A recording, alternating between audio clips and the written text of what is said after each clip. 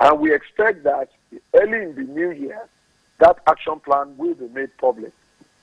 Okay? So it's important that the public knows what is the focus of government and how it intends to tackle corruption. So that's the first thing. There is an action plan which is being studied very carefully and will be made public in the first quarter of the new year. It's been delayed, as I said, because you needed a driver, and that driver, Attorney General, because virtually all the anti-corruption agencies are under the office of the Attorney General. Number two, the laws as they are, I agree with Larry that the Administration of Criminal Justice Act gives us a great opportunity, okay, to really radically challenge corruption through the criminal justice process. But we must remain alert because there are agents of retrogression who would rather have nothing change. Okay? Now, when we say the judiciary is complicit, we must be careful not to paint the entire institution with that brush. There are judges who have been noted to consistently by the kinds of rulings that they give, would seem not to be on the same page with an anti-corruption crusade. Judges who give perpetual injunctions, restraining anti-corruption agencies from arresting, from investigating, or prosecuting criminals. Now, those kinds of judges have to be challenged. And that crusade also is on. But it is not the entire institution, and it would be unfair to brand the entire institution. So we need to challenge the judges who do this sort of thing.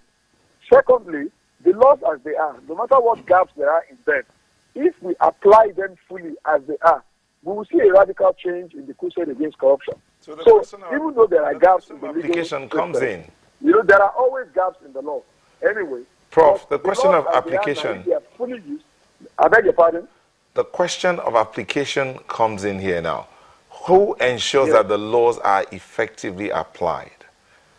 Well, it's not just one person that ensures the law is effectively applied. There are the law enforcement agencies themselves. There is the judiciary who interprets the law. There is the government itself who applies the law. And there are the citizens who must act as watchdogs. So now Larry represents the civil society. The civil society also has a role to play in not going quiet, in putting government on its toes, in escalating demand-side activism, to make sure that everybody plays their role. So we all have a role to play, including the media also. Prof, if I may come in here, Prof, Dr. Naji said something earlier, and we'll still come back to him so that he can weigh in on this.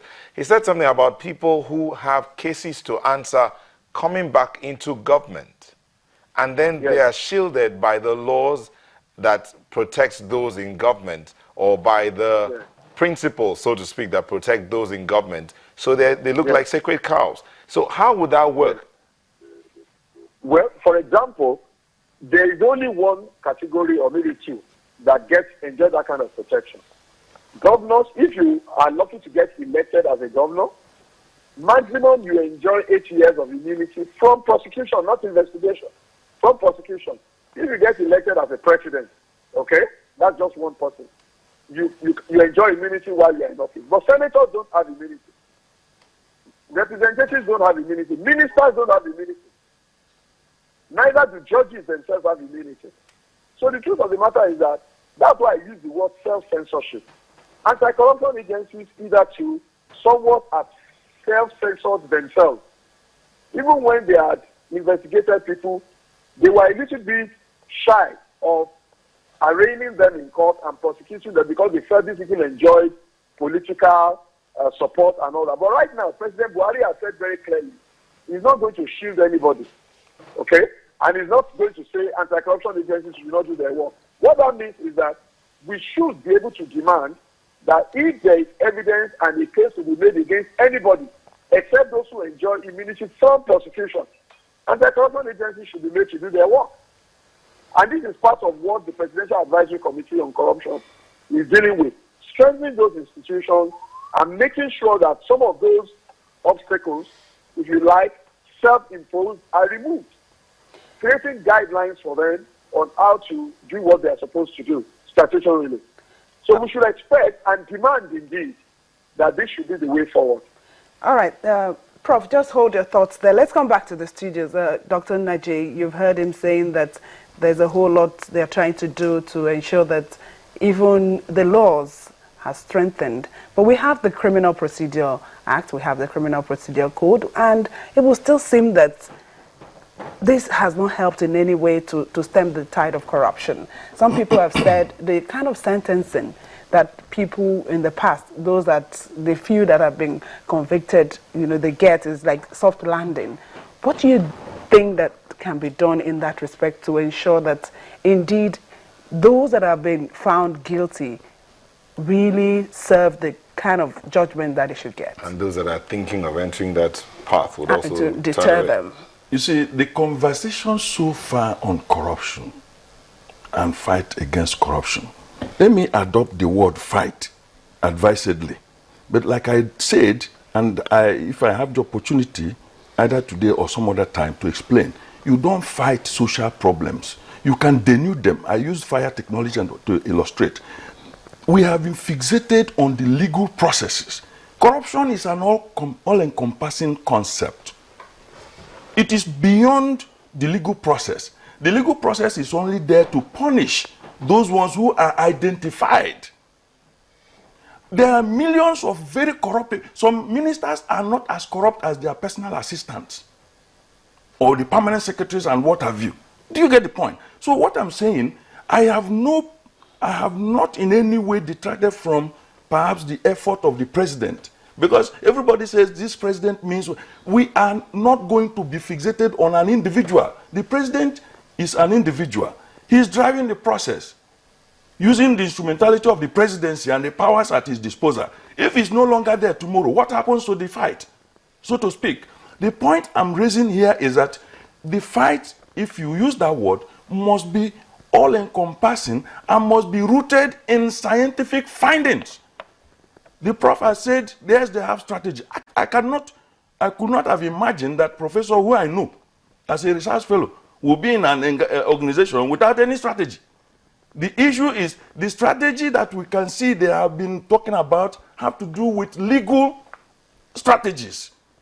Legal strategy at the terminal stage of the fight against corruption. To be? Because when we it's not supposed to be so. This is the terminal stage. Like this cup you have on this table now. When they start advertising it, you are seeing the end product. There was a process that led to it. For example, the first coming of Buhari in 1983 to 85, there was this thing called war against indiscipline. They tried to broaden the perspective of the conceptualization of corruption as including disorderliness on the streets. Do you understand? And the culture was being built. Why would you insist on using fleet to kill the grown-up mosquitoes while you leave their larvae? I don't know. People need to understand my drift. With due respect to the personal assistant to the vice president, I'm a very highly informed social commentator. Not even for those ones that are already in the media. So I know I heard what the president said. It is in the public domain. But that's not my drift.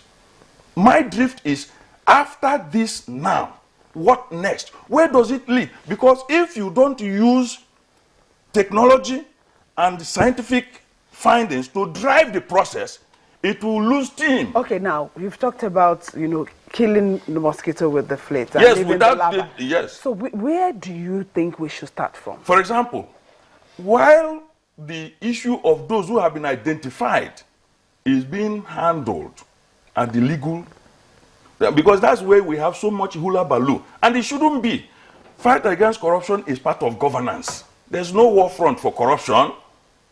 You understand? It is inside the bean that all those orchids, those insects that eat the bean, the cotyledon, they live inside the bean. So the woman who wants to make moi moi or akara does not have to spend 1 week working on removing all the... It is when she put the thing in water, the ones that have been eaten badly will float. And she will sift them out. That is the way to fight, to work against this thing. While governance is going on, people are happy doing their business.